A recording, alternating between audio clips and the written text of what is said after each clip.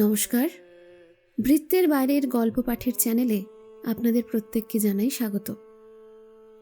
2026-এর এই প্রাককালে বৃত্তের বাইরে অডিও স্টোরি চ্যানেলের বিশেষ নিবেদন শ্রী শ্রী রামকৃষ্ণ কথামৃত। রচনা শ্রীম অর্থাৎ শ্রী মহেন্দ্রনাথ গুপ্ত।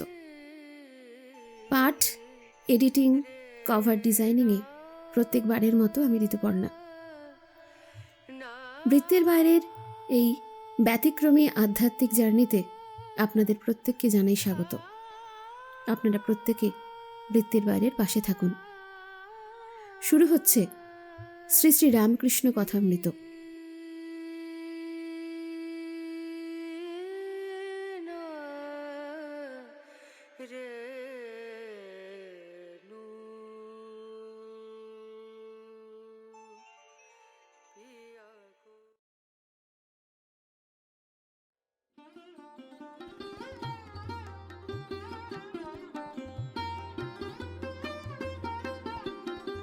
প্রথম অধ্যায়।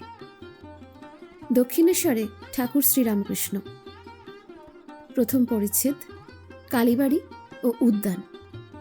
আজ রবিবার, ভক্তদের অবসর হইয়াছে, তাই তাহারা দলে দলে শ্রী শ্রী পরমহংসদেবকে দর্শন করিতে দক্ষিণেশ্বরের কালীবাড়িতে আসিতেছেন। সকলেরই অবারিত দ্বার। যিনি আসিতেছেন, ঠাকুর তাহারই সহিত কথা কহিতেছেন। সাধু, পরমহংস, হিন্দু, খ্রিস্টান, ব্রহ্মজ্ঞানী, শাক্ত, বৈষ্ণব, পুরুষ, স্ত্রীলোক সকলেই আসিতেছেন। ধন্য রানী রাসমণি, তোমারই স্বীকৃতি বলে এই সুন্দর দেবালয় প্রতিষ্ঠিত হইয়াছে। আবার এই সচল প্রতিমা, এই মহাপুরুষকে লোকে আসিয়া দর্শন ও পূজা করিতে পাইতেছে। চাঁদনী ও দ্বাদশ শিব মন্দির।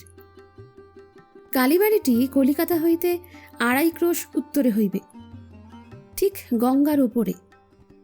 নৌকা হইতে নামিয়া সুবিস্তীর্ণ সোপানাবলী দিয়া পূর্বাশ্ব হইয়া উঠিয়া কালীবাড়িতে প্রবেশ করিতে হয়।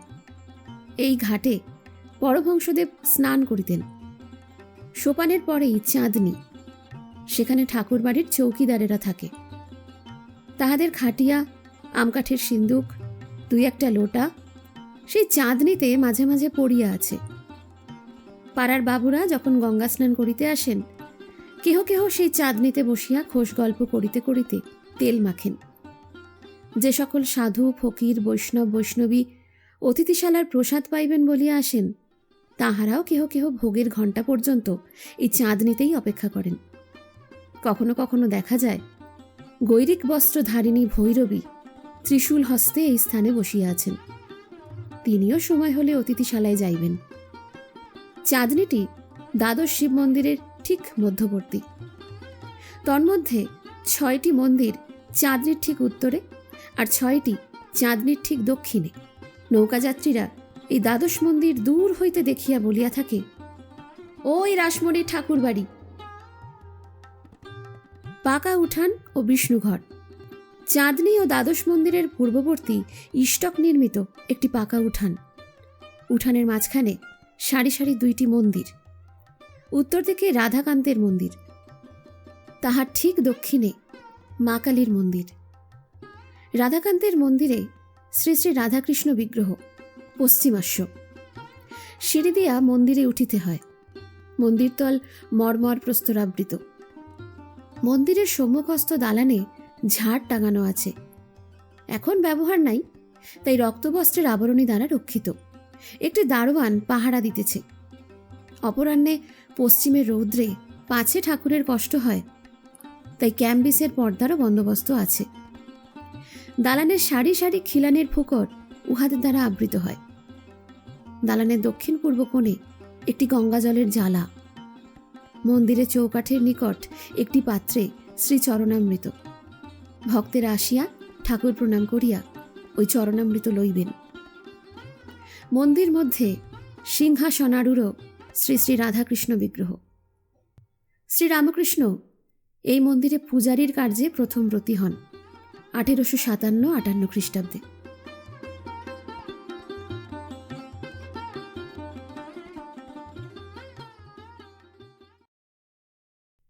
শ্রী শ্রী ভবতারিণী মা কালী। দক্ষিণের মন্দিরে সুন্দর পাষাণময়ী কালী প্রতিমা। মার নাম ভবতারিণী। শ্বেতকৃষ্ণ মর্মর প্রস্তরাবৃত মন্দিরতল ও সোপানযুক্ত উচ্চ বেদী। বেদীর উপরে রৌপময় সহস্রদল পদ্ম, তাহার উপর শিব সব হইয়া দক্ষিণ দিকে মস্তক, উত্তর দিকে পা করিয়া পড়িয়া আছেন। শিবের প্রতিকৃতি শ্বেতপ্রস্তর নির্মিত। তাহার হৃদয়ে পড়ি বারাণসী চেলি পরিহিতা নানা ভরণালঙ্কৃতা এই সুন্দর ত্রিনয়নী শ্যামাকালীর প্রস্তরময় মূর্তি। শ্রীপাদপদ্মে নূপুর, গুজরি, পঞ্চম, পাঁজেব, চুটকি আর জবা বিল্লপত্র। পাঁজেব পশ্চিমের মেয়েরা পড়ে। পরমহংসদেবের ভারী স্বাদ, তাই মথুরবাবু পড়াইছেন। মার হাতে সোনার বাউটি, তাবিজ ইত্যাদি। অগ্রহাতে বালা, নারিকেল ফুল, পঁইচে, বাউটি। মধ্য হাতে তার, তাবিজ ও বাজু। তাবিজের ঝাপা দোদুল্যমান। গলদেশে চিক, মুক্তার 7 নড়ি মালা, সোনার 32 নর, তারাহার ও সুবর্ণ নির্মিত মুন্ডমালা। মাথায় মুকুট, কানে কানবালা, কানপাশ, ফুল ঝুমকো, চৌদানি ও মাছ। নাসিকায় নথ, নোলক দেওয়া। ত্রিনয়নীর বাম হস্তদ্বয়ে নৃমুণ্ড ও অসি। দক্ষিণ হস্তদ্বয়ে বরাভয়। কটিদেশে নরকরমালা, নিমফল ও কোমরপাট্টা। মন্দির মধ্যে উত্তর পূর্ব কোণে বিচিত্র সজ্জায় মা বিশ্রাম করেন। দেওয়ালের এক পার্শ্বে চামর ঝুলিতেছে। ভগবান শ্রীরামকৃষ্ণ এই চামর লইয়া কতবার মাকে ব্যজন করিয়াছেন। বেদির উপর পদ্মাসনে রূপোর গেলাসে জল, তলার সারি সারি ঘটি, তন্মধ্যে শ্যামার পান করিবার জল। পদ্মাসনের উপর পশ্চিমে অষ্টধাতু নির্মিত সিংহ, পূর্বে গদিকা ও ত্রিশূল। বেদির অগ্নিকোণে শিবা, দক্ষিণে কালপ্রস্তরের বৃষ ও ঈশান কোণে হংস। বেদি উঠিবার সোপানে রৌপময় ক্ষুদ্র সিংহাসনোপরি নারায়ণশিলা। এক পার্শ্বে পরমহংসদেবের সন্ন্যাসী হইতে প্রাপ্ত অষ্টম ধাতু নির্মিত রামলালা নামধারী শ্রীরামচন্দ্রের বিগ্রহ মূর্তি ও বানেশ্বর শিব। আরও অন্যান্য দেবতা আছেন। দেবী প্রতিমা দক্ষিণাস্যা। ভবতারিণীর ঠিক সম্মুখে অর্থাৎ বেদির ঠিক দক্ষিণে ঘট স্থাপনা হইয়াছে। সিন্দুর রঞ্জিত, পূজান্তে নানা কুসুম বিভূষিত, পুষ্পমালা শোভিত মঙ্গল ঘট। দেওয়ালের এক পার্শ্বে জলপূর্ণ তামার ঝাড়ি। মা মুখ ধুইবেন। ঊর্ধ্বে মন্দিরে চাঁদোয়া। বিগ্রহের পশ্চাৎ দিকে সুন্দর বারাণসী বস্ত্রখণ্ড লম্বমান। বেদির চারিকোণে রৌপময় স্তম্ভ। তদুপরি বহুমূল্য চন্দ্রাতক। উহাতে প্রতিমার শোভা বর্ধন হইয়াছে। মন্দির দুহারা দালানটির কয়েকটি ফুকর সুদৃঢ় কপাট দ্বারা সুরক্ষিত। একটি কপাটের কাছে চৌকিদার বসিয়া আছে। মন্দিরের দ্বারে পঞ্চপাত্রে শ্রীচরণামৃত। মন্দির শীর্ষ নবরত্ন মণ্ডিত। নিচের থাকে 4টি চূড়া, মধ্যের থাকে 4টি ও সর্বোপরি একটি চূড়া এখন ভাঙিয়া রহিয়াছে। এই মন্দিরে এবং রাধাকান্তের ঘরে পরমহংসদেব পূজা করিয়াছিলেন। ভাঁড়ার ভোগঘর, অতিথিশালা, বলিস্থান। চকমেলানো উঠোনের পশ্চিম পার্শ্বে দ্বাদশ মন্দির আর 3 পার্শ্বে একতলা ঘর। পূর্ব পার্শ্বের ঘরগুলির মধ্যে ভাঁড়ার, লুচি ঘর, বিষ্ণুর ভোগঘর, নৈবেদ্যের ঘর, মায়ের ভোগঘর, ঠাকুরদের রান্নাঘর ও অতিথিশালা। অতিথি সাধু যদি অতিথিশালায় না খান, তাহা হইলে দপ্তরখানায় খাজাঞ্চির কাছে যাইতে হয়। খাজাঞ্চি ভাণ্ডারীকে হুকুম দিলে সাধু ভাঁড়ার হইতে সিধা লন। নাট মন্দিরের দক্ষিণে বলিদানের স্থান। বিষ্ণুঘরের রান্নার নিরামিষ। কালীঘরের ভোগের ভিন্ন রন্ধনশালা। রন্ধনশালার সম্মুখে দাসীরা বড় বড় বটি লইয়া মাছ কুটিতেছে। অমাবস্যায় একটি ছাগ বলি হয়। ভোগ 2 প্রহর মধ্যে হইয়া যায়। ইতিমধ্যে অতিথিশালায় এক একখানা শালপাতা লইয়া সারি সারি কাঙাল, বৈষ্ণব, সাধু, অতিথি বসিয়া পড়ে। ব্রাহ্মণদের পৃথক স্থান করিয়া দেওয়া হয়। কর্মচারী ব্রাহ্মণদের পৃথক স্থান হয়। খাজাঞ্চির প্রসাদ তাহার ঘরে পৌঁছাইয়া দেওয়া হয়। যানবাজারের বাবুরা আসিলে কুঠিতে থাকেন, সেইখানে প্রসাদ পাঠানো হয়। দপ্তরখানা। উঠানের দক্ষিণে সারি সারি ঘরগুলিতে দপ্তরখানা ও কর্মচারীদিগের থাকিবার স্থান। এখানে খাজাঞ্চি মুহুরী সর্বদা থাকেন, আর ভাণ্ডারী, দাসদাসী, পূজারী, রাঁধুনী, ব্রাহ্মণ ঠাকুর ইত্যাদির ও দারোয়ানদের সর্বদা যাতায়াত। কোনো কোনো ঘর চাবি দেওয়া, তন্মধ্যে ঠাকুরবাড়ির আসবাব, শতরঞ্জ, শামিয়ানা ইত্যাদি থাকে। এই সারির কয়েকটা ঘর পরমহংসদেবের জন্মোৎসব উপলক্ষে ভাড়ার ঘর করা হইত। তাহার দক্ষিণ দিকের ভূমিতে মহামহোৎসবের রান্না হইত। উঠানের উত্তরে একতলা ঘরের শ্রেণী, তাহার ঠিক মাঝখানে দেউড়ি। চাঁদনির ন্যায় সেখানেও দারোয়ানেরা পাহারা দিতেছে। উভয় স্থানে প্রবেশ করিবার পূর্বে বাহিরে জুতা রাখিয়া যাইতে হইবে। ঠাকুর শ্রীরামকৃষ্ণের ঘর। উঠানের ঠিক উত্তর পশ্চিম কোণে, অর্থাৎ দ্বাদশ মন্দিরের ঠিক উত্তরে শ্রী শ্রী পরমহংসদেবের ঘর। ঘরের ঠিক পশ্চিম দিকে অর্ধমণ্ডলাকার একটি বারান্দা। সেই বারান্দায় শ্রীরামকৃষ্ণ পশ্চিমাস্য হইয়া গঙ্গা দর্শন করিতেন। এই বারান্দার পরেই পথ। তাহার পশ্চিমে পুষ্পোদ্যান, তৎপরে পোস্তা, তাহার পরে পুতঃসলীলা সর্বতীর্থময়ী কলকলানাদিনী গঙ্গা।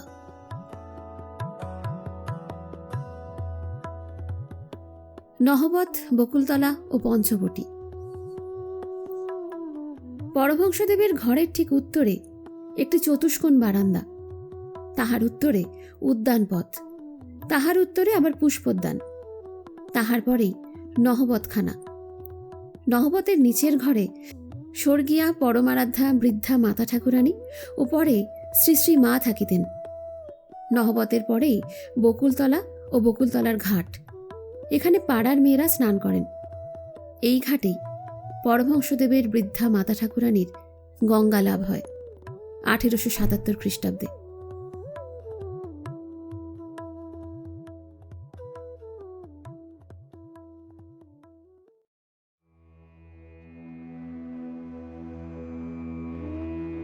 বকুলতলার আরও কিছু উত্তরে পঞ্চবটী।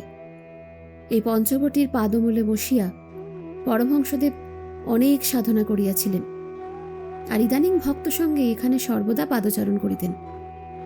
গভীর রাত্রে সেখানে কখনো কখনো উঠিয়া যাইতেন।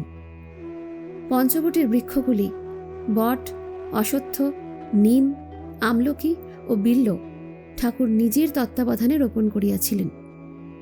শ্রী বৃন্দাবন হইতে ফিরিয়া আসিয়া এখানে রজ ছড়াইয়া দিয়াছিলেন।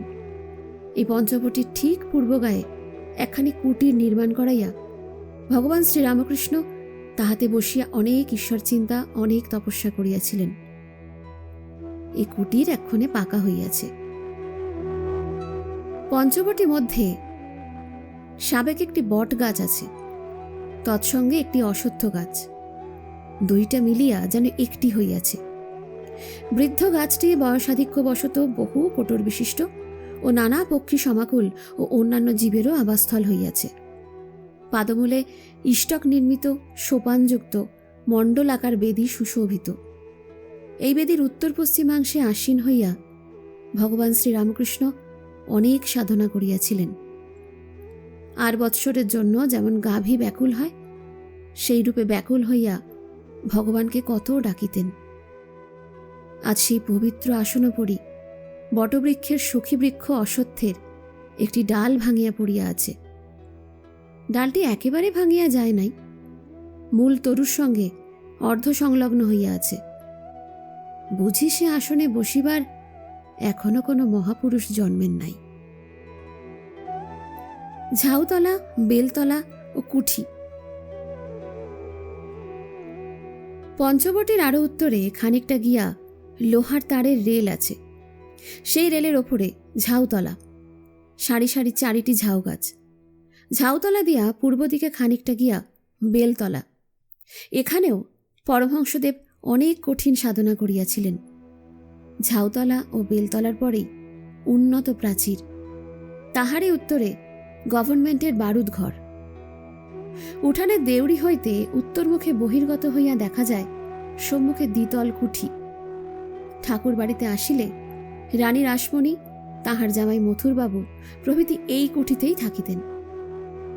তাহাদের জীবদ্দশায় পরমহংসদেব এই কুঠি বাড়ির নিচের পশ্চিমের ঘরে থাকিতেন। এই ঘর হইতে বকুলতলার ঘাটে যাওয়া যায় ও বেশ গঙ্গা দর্শন হয়। বাসন মাজার ঘাট, গাজীতলা ও 2 ফটক। উঠানের দেউড়ি ও কুঠির মধ্যবর্তী যে পথ, সেই পথ ধরিয়া পূর্ব দিকে যাইতে যাইতে ডান দিকে একটি বাঁধা ঘাট বিশিষ্ট সুন্দর পুষ্করিণী। মা কালীর মন্দিরের ঠিক পূর্ব দিকে এই পুকুরের একটি বাসন মাজার ঘাট ও উল্লিখিত পথের অনতিদূরে আরেকটি ঘাট। পথপার্শ্বস্থিত এই ঘাটের নিকট একটি গাছ আছে, তাকে গাজীতলা বলে। এই পথ ধরিয়া আরেকটু পূর্বমুখে যাইলে আবার একটি দেউড়ি, বাগান হইতে বাহিরে আসিবার সদর ফটক। এই ফটক দিয়া আলমবাজার বা কলিকাতার লোক যাতায়াত করেন। দক্ষিণেশ্বরের লোক খিড়কি ফটক দিয়া আসেন। কলিকাতার লোক প্রায়ই এই সদর ফটক দিয়া কালীবাড়িতে প্রবেশ করেন। সেখানেও দারোয়ান বসিয়া পাহারা দিতেছে। কলিকাতা হইতে পরমহংসদেব যখন গভীর রাত্রে কালীবাড়িতে ফিরিয়া আসিতেন, তখন এই দেউড়ির দারোয়ান চাবি খুলিয়া দিত। পরমহংসদেব দারোয়ানকে ডাকিয়া ঘরে লইয়া যাইতেন ও লুচি, মিষ্টান্নাদি প্রভৃতি ঠাকুরের প্রসাদ তাহাকে দিতেন।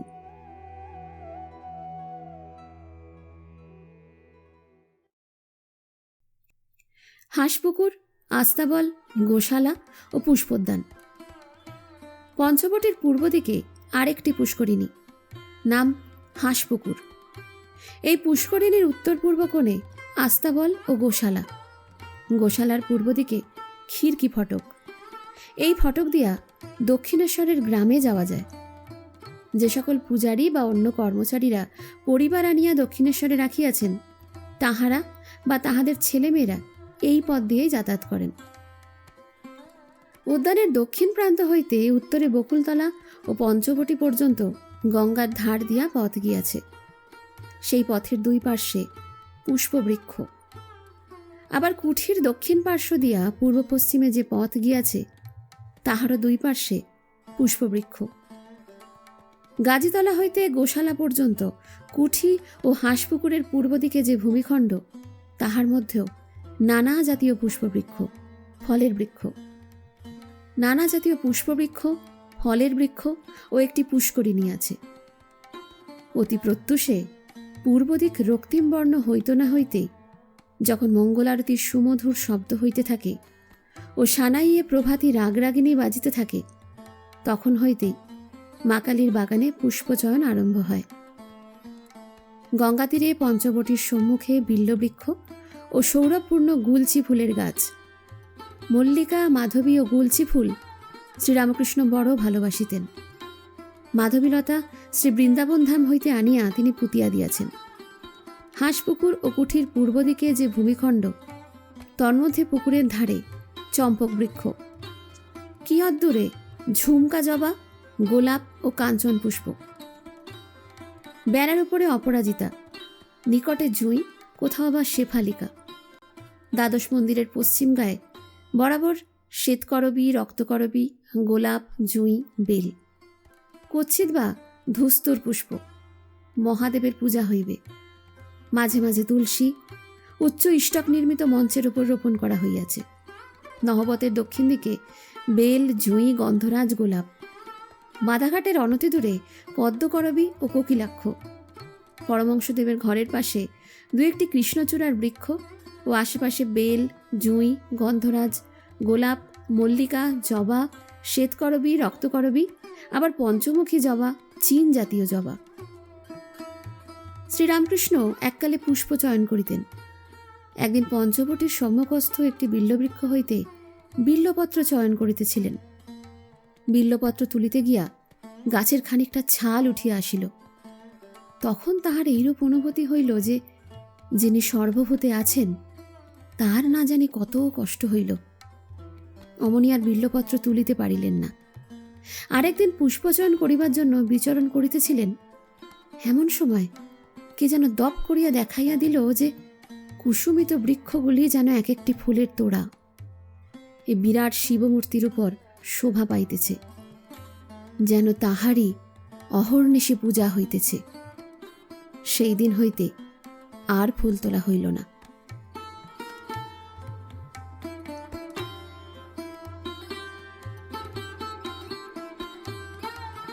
ঠাকুর শ্রী রামকৃষ্ণের ঘরের বারান্দা। পরমহংসদেবের ঘরের পূর্ব দিকে বরাবর বারান্দা। বারান্দার এক ভাগ উঠানের দিকে, অর্থাৎ দক্ষিণমুখ। এই বারান্দায় পরমহংসদেব প্রায় ভক্ত সঙ্গে বসিতেন ও ঈশ্বর সম্বন্ধীয় নানা কথা কহিতেন বা সংকীর্তন করিতেন। এই পূর্ব বারান্দার অপরার্ধ উত্তরমুখ। এই বারান্দায় ভক্তেরা তাহার কাছে আসিয়া তাহার জন্মোৎসব করিতেন, তাহার সঙ্গে বসিয়া সংকীর্তন করিতেন। আবার তিনি তাদের সঙ্গে একসঙ্গে বসিয়া কতবার প্রসাদ গ্রহণ করিতেন। এই বারান্দায় শ্রীযুক্ত কেশবচন্দ্র সেন শিষ্য সমবিবাহারে আসিয়া তাহার সঙ্গে কত আলাপ করিয়াছেন। আমোদ করিতে করিতে মুড়ি, নারিকেল, লুচি, মিষ্টান্নাদি একসঙ্গে বসিয়া খাইয়া গিয়াছেন। এই বারান্দায় নরেন্দ্রকে দর্শন করিয়া শ্রীরামকৃষ্ণ সমাধিস্থ হইয়াছিলেন। আনন্দনিকেতন। কালীবাড়ি আনন্দনিকেতন হইয়াছে। রাধাকান্ত, ভবতারিণী ও মহাদেবের নিত্য পূজা, ভোগ রাগাদি ও অতিথি সেবা। একদিকে ভাগীরথীর বহুদূর পর্যন্ত পবিত্র দর্শন, আবার সৌরভাকুল সুন্দর নানা বর্ণরঞ্জিত কুসুম বিশিষ্ট মনোহরী পুষ্পোদ্যান। তাহাতে আবার একজন চেতন মানুষ অহর্নিশি ঈশ্বরপ্রেমে মাতোয়ারা হইয়া আছেন। আনন্দময়ীর নিত্য উৎসব। নহবত হইতে রাগরাগিনী সর্বদা বাজিতেছে।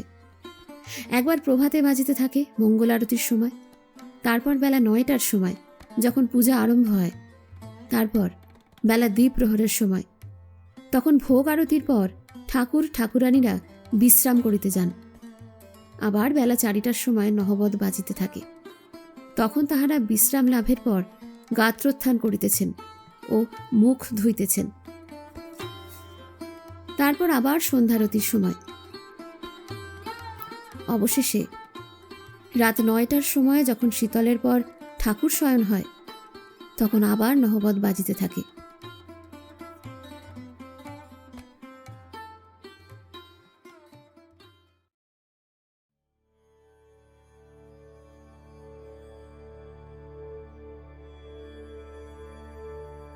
দ্বিতীয় পরিচ্ছেদ। তব কথামৃতং তপ্ত জীবনম কবিভিরীতং কলমসাপহম শ্রবণমঙ্গলম শ্রীমদাদতম ভুবি গৃণন্তি ইয়ভূরিদা জনা। শ্রীমদ্ভাগবত গোপীগীতা, রাস পঞ্চাধ্যায়। প্রথম দর্শন 1812 ফেব্রুয়ারি মাস। গঙ্গা তীরে দক্ষিণেশ্বরে কালীবাড়ি, মা কালীর মন্দির। বসন্তকাল। ইংরাজি 1882 খ্রিস্টাব্দের ফেব্রুয়ারি মাস। ঠাকুরের জন্মোৎসবের কয়েকদিন পরে। শ্রীযুক্ত কেশব সেন ও শ্রীযুক্ত জোসেফ কুক সঙ্গে 23শে ফেব্রুয়ারি বৃহস্পতিবার ঠাকুর স্টিমারে বেড়াইয়াছিলেন, তাহারই কয়েকদিন পরে। সন্ধ্যা হয়। ঠাকুর শ্রী রামকৃষ্ণের ঘরে মাস্টার আসিয়া উপস্থিত। এই প্রথম দর্শন। দেখিলেন এক ঘর লোক নিস্তব্ধ হইয়া তাহার কথামৃত পান করিতেছেন। ঠাকুর তক্তপোষে বসিয়া পূর্বাস্য হইয়া সহাস্য বদনে হরি কথা কহিতেছেন। ভক্তেরা মেঝে বসিয়া আছেন। কর্মত্যাগ কখন? মাস্টার দাঁড়াইয়া অবাক হইয়া দেখিতেছেন। তাহার বোধ হইল যেন সাক্ষাৎ সুখদেব ভগবত কথা কহিতেছেন আর সর্বতীর্থের সমাগম হইয়াছে, অথবা যেন শ্রী চৈতন্য পুরীক্ষেত্রে রামানন্দ স্বরূপাদি ভক্ত সঙ্গে বসিয়া আছেন এবং ভগবানের নাম গুণকীর্তন করিতেছেন। ঠাকুর বলিতেছেন, যখন একবার হরি বা একবার রাম নাম করলে রোমাঞ্চ হয়, অশ্রুপাত হয়, তখন নিশ্চয়ই যেন যে সন্ধ্যাদি কর্ম আর করতে হবে না। তখন কর্মত্যাগের অধিকার হয়েছে, কর্ম আপনা আপনি ত্যাগ হয়ে যাচ্ছে। তখন কেবল রাম নাম কি হরিনাম কি শুদ্ধ ওঙ্কার জপলেই হল। আবার বলিলেন, সন্ধে গায়ত্রীতে লয় হয়, গায়ত্রী আবার ওঙ্কারে লয় হয়। মাস্টার সিধু ওরফে শ্রীযুক্ত সিদ্ধেশ্বর মজুমদারের সঙ্গে বরানগরে এ বাগানে ও বাগানে বেড়াতে বেড়াতে এখানে এসে পড়েছেন। আজ রবিবার, 26শে ফেব্রুয়ারি, 15ই ফাল্গুন। অবসর আছে, তাই বেড়াতে এসেছেন। শ্রীযুক্ত প্রসন্ন বাড়ুজ্যের বাগানে কিয়ৎক্ষণ পূর্বে বেড়াইতেছিলেন। তখন সিধু বলিয়াছিলেন, গঙ্গার ধারে একটি চমৎকার বাগান আছে, সে বাগানটি কি দেখতে যাবেন? সেখানে একজন পরমহংস আছেন। বাগানের সদর ফটক দিয়ে ঢুকিয়াই মাস্টার ও সিধু বরাবর ঠাকুর শ্রীরামকৃষ্ণের ঘরে আসিলেন। মাস্টার অবাক হইয়া দেখিতে দেখিতে ভাবিতেছেন, আহা, কি সুন্দর স্থান, কি সুন্দর মানুষ, কি সুন্দর কথা, এখান থেকে আর নড়তে ইচ্ছে করছে না। কিয়ৎক্ষণ পরে মনে মনে বলিতে লাগিলেন, একবার দেখি তো কোথায় এসেছি, তারপর এখানে এসে বসব।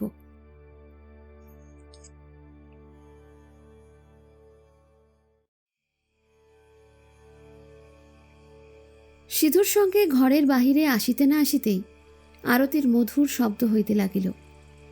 এককালে কাসর, ঘণ্টা, খোল, করতালি বাজিয়া উঠিল। বাগানের দক্ষিণ সীমান্ত হইতে নহবতের মধুর শব্দ আসিতে লাগিল। সেই শব্দ ভাগীরথী বক্ষে যেন ভ্রমণ করিতে করিতে অতি দূরে গিয়া কোথায় মিশিয়া যাইতে লাগিল। মন্দ মন্দ কুসুম গন্ধবাহী বসন্ত আনিল। সবে জ্যোৎস্না উঠিতেছে। ঠাকুরদের আরতির যেন চতুর্দিকে আয়োজন হইতেছে। মাস্টার দ্বাদশ শিব মন্দিরে, শ্রী শ্রী রাধাকান্তের মন্দিরে ও শ্রী শ্রী ভবতারিণীর মন্দিরে আরতি দর্শন করিয়া পরম প্রীতি লাভ করিলেন। সিধু বলিলেন, এটি রাসমণির দেবালয়, এখানে নিত্য সেবা, অনেক অতিথি কাঙাল আসে।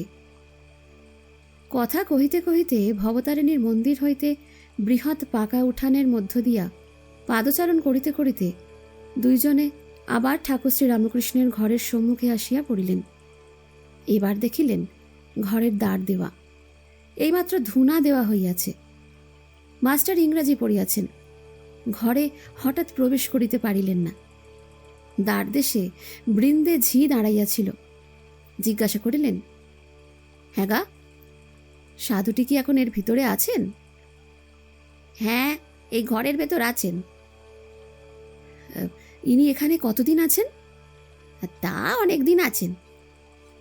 আচ্ছা, ইনি কি খুব বইটই পড়েন? আর বাবা, বইটই সব ওর মুখে। মাস্টার সবে পড়াশোনা করে এসেছেন, ঠাকুর শ্রীরামকৃষ্ণ বই পড়েন না শুনে আরও অবাক হলেন। আচ্ছা, ইনি বুঝি এখন সন্ধে করবেন, আমরা কি এ ঘরের ভিতর যেতে পারি? তুমি একবার খবর দেবে। তোমরা যাও না বাবা, গিয়ে ঘরে বসো। তখন তাহারা ঘরে প্রবেশ করিয়া দেখেন ঘরে আর অন্য কেহ নাই। ঠাকুর শ্রীরামকৃষ্ণ ঘরে একাকী তক্তপোষের উপর বসিয়া আছেন। ঘরে ধূনা দেওয়া হইয়াছে, সমস্ত দরজা বন্ধ। মাস্টার প্রবেশ করিয়া বদ্ধাঞ্জলি হইয়া প্রণাম করিলেন। ঠাকুর শ্রীরামকৃষ্ণ বসিতে অনুজ্ঞা করিলে তিনি ও সিধু মেঝেতে বসিলেন। ঠাকুর জিজ্ঞাসা করিলেন, কোথায় থাকো, কি করো, বরানগরে কি করতে এসেছ, ইত্যাদি। মাস্টার সমস্ত পরিচয় দিলেন, কিন্তু দেখিতে লাগিলেন যে ঠাকুর মাঝে মাঝে যেন অন্যমনস্ক হইতেছেন। পরে শুনিলেন এরই নাম ভাব। যেমন কেহ ছিপ হাতে করিয়া মাছ ধরিতে বসিয়াছে। মাছ আসিয়া টোপ খাইতে থাকিলে ফাতনা যখন নড়ে, সে ব্যক্তি যেমন শশব্যস্ত হইয়া ছিপ হাতে করিয়া ফাতনার দিকে এক দৃষ্টে এক মনে চাহিয়া থাকে, কাহারও সহিত কথা কয় না, এ ঠিক সেইরূপ ভাব। পরে শুনিলেন ও দেখিলেন ঠাকুরের সন্ধ্যের পর এইরূপ ভাবান্তর হয়। কখনো কখনো তিনি একেবারে বাহ্যশূন্য হন। মাস্টার বলিলেন, আপনি এখন সন্ধ্যা করবেন, তবে আমরা এখন আসি। না, সন্ধ্যা তা এমন কিছু নয়, আর কিছু কথাবার্তার পর মাস্টার প্রণাম করিয়া বিদায় গ্রহণ করিলেন। ঠাকুর বলিলেন, আবার এসো।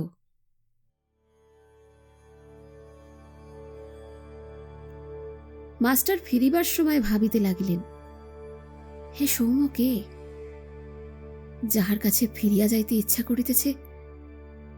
বই না পড়িলে কি মানুষ মহৎ হয়? কি আশ্চর্য! আবার আসিতে ইচ্ছা হইতেছে। ইনিও বলিয়াছেন, আবার এসো। আচ্ছা, কাল কি পরশু সকালে আসিব। তৃতীয় পরিচ্ছেদ। অখণ্ড মণ্ডলাকারং ব্যাপ্ত ইয়েন চরাচরম তৎপদং দর্শিতাং ইয়েন তস্মৈ শ্রী গুরবে নমঃ। দ্বিতীয় দর্শন ও গুরু শিষ্য সংবাদ। দ্বিতীয় দর্শন সকালবেলা 8টার সময়। ঠাকুর তখন কামাতে যাচ্ছেন। এখনও একটু শীত আছে, তাই তাহার গায়ে মোলেস্কিনের র্যাপার। র্যাপারের কিনারা শালু দিয়ে মোড়া। মাস্টারকে দেখিয়া বলিলেন, তুমি এসেছ? আচ্ছা, এখানে বসো। এ কথা দক্ষিণ পূর্ব বারান্দায় হইতেছিল। নাপিত উপস্থিত। সেই বারান্দায় ঠাকুর কামাইতে বসিলেন এবং মাঝে মাঝে মাস্টারের সঙ্গে কথা কহিতে লাগিলেন। গায়ে ঐরূপ র্যাপার, পায়ে চটি জুতা, সহাস্য বদন। কথা কহিবার সময় কেবল একটু তোতলা। শ্রীরামকৃষ্ণ বললেন, হ্যাঁ গা, তোমার বাড়ি কোথায়? আজ্ঞা, কলকাতায়। এখানে কোথায় এসেছ? এখানে বরানগরে বড়দিদির বাড়ি আসিয়াছি, ঈশান কবিরাজের বাড়ি। ও, ঈশানের বাড়ি। কেশবচন্দ্র মার কাছে ঠাকুরের ক্রন্দন। হ্যাঁ গা, কেশব কেমন আছে? বড় অসুখ হয়েছিল। হ্যাঁ, আমিও শুনেছিলাম বটে। এখন বোধহয় ভালো আছেন। আমি আবার কেশবের জন্য মার কাছে ডাব চিনি মেনেছিলুম। শেষ রাত্রে ঘুম ভেঙে যেত, আর মার কাছে কাঁদতুম, বলতুম, মা, কেশবের অসুখ ভালো করে দাও। কেশব না থাকলে আমি কলকাতায় গেলে কার সঙ্গে কথা কব? তাই ডাব চিনি মেনেছিলুম। হ্যাঁ গা, কুক সাহেব নাকি একজন এসেছে, সে নাকি লেকচার দিচ্ছে। আমাকে কেশব জাহাজে তুলে নিয়ে গেছিল। কুক সাহেবও ছিল। আজ্ঞা, এরকম শুনেছিলাম বটে, কিন্তু আমি তার লেকচার শুনিনি। আমি তার বিষয় বিশেষ জানিও না। গৃহস্থ পিতার কর্তব্য। প্রতাপের ভাই এসেছিল, এখানে কয়দিন ছিল। কাজকর্ম নাই, বলে আমি এখানে থাকব। শুনলাম মাগ ছেলে সব শ্বশুর বাড়িতে রেখেছে, অনেকগুলি ছেলে পিলে। আমি বকলুম, দেখো দেখি, ছেলে পিলে হয়েছে, তাদের কি আবার ওপাড়ার লোক এসে খাওয়াবে দাওয়াবে, মানুষ করবে? লজ্জা করে না যে মাগ ছেলেদের আরেকজন খাওয়াচ্ছে আর তাদের শ্বশুরবাড়ি ফেলে রেখেছে? আমরা অনেক বকলুম, আর কর্মকাজ খুঁজে নিতে বললুম, তবে এখান থেকে যেতে চায়।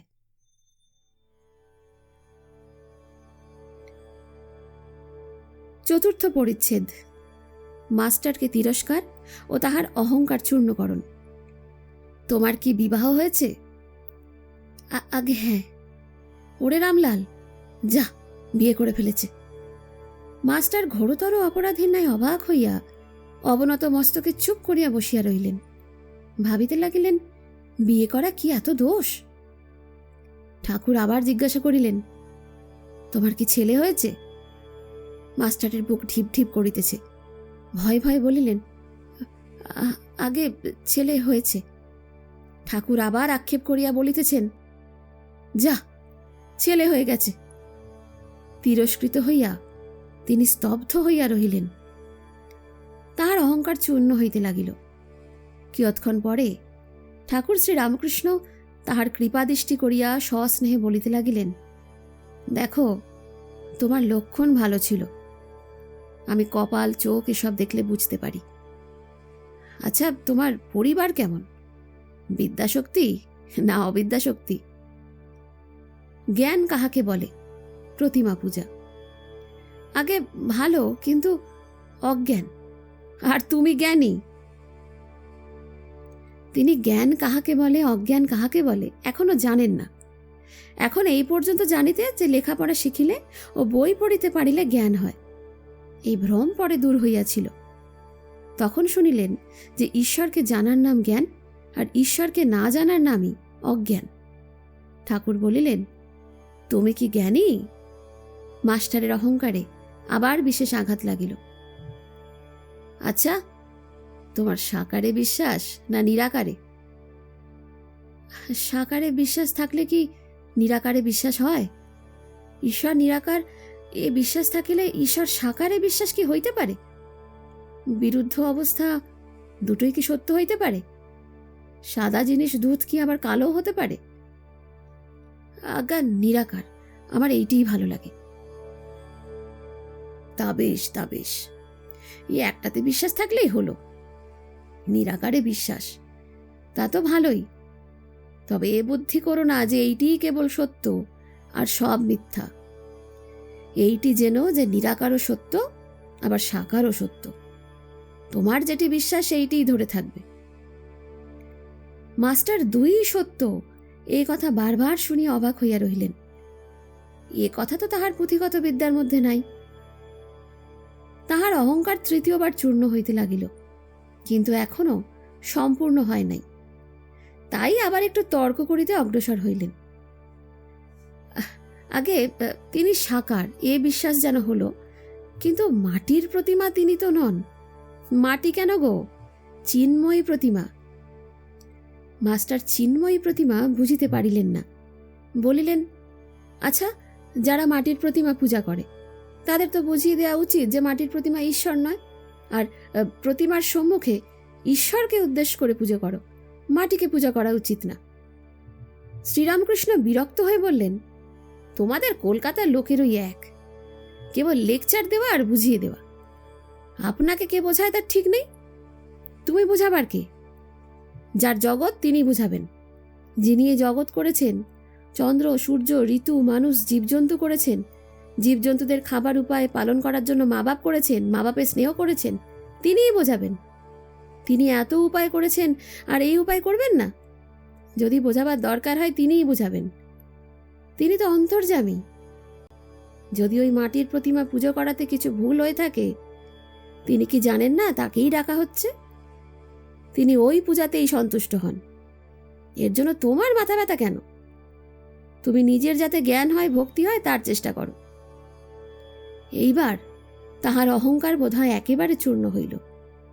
তিনি ভাবিতে লাগিলেন, ইনি যা বলছেন তা তো ঠিক, আমার বোঝাতে যাবার কি দরকার? আমি কি ঈশ্বরকে জেনেছি, না আমার তার উপর ভক্তি হয়েছে? আপনি শুতে পায় না, আবার শঙ্করাকে ডাকে। জানি না, শুনি না, পরকে বুঝাতে যাবা বড়ই লজ্জা ও হীনবুদ্ধির কাজ। কি অঙ্কশাস্ত্র না ইতিহাস না সাহিত্য যে পরকে বোঝাবো? এই যে ঈশ্বর তত্ত্ব, ইনি যা বলছেন মনে বেশ লাগছে। ঠাকুরের সহিত তাহার এই প্রথম ও শেষ তর্ক। তুমি মাটির প্রতিমা পূজা বলছিলে, যদি মাটিরই হয় সে পূজাতে প্রয়োজন আছে। নানা রকম পূজা ঈশ্বরই আয়োজন করেছেন। যার জগৎ তিনি এসব করেছেন, অধিকারী ভেদে। যার যা পেটে সয়, মা সেই রূপ খাবার বন্দোবস্ত করেছেন। এক মার 5 ছেলে, বাড়িতে মাছ এসেছে। মা মাছের নানা রকম ব্যঞ্জন করেছেন, যার যা পেটে সয়। কারো জন্য মাছের পলোয়া, কারো জন্য মাছের অম্বল, মাছের চচ্চড়ি, মাছ ভাজা, এইসব করেছেন। যেটি যার ভালো লাগে, যেটি যার পেটে সয়, বুঝলে? আগে হ্যাঁ।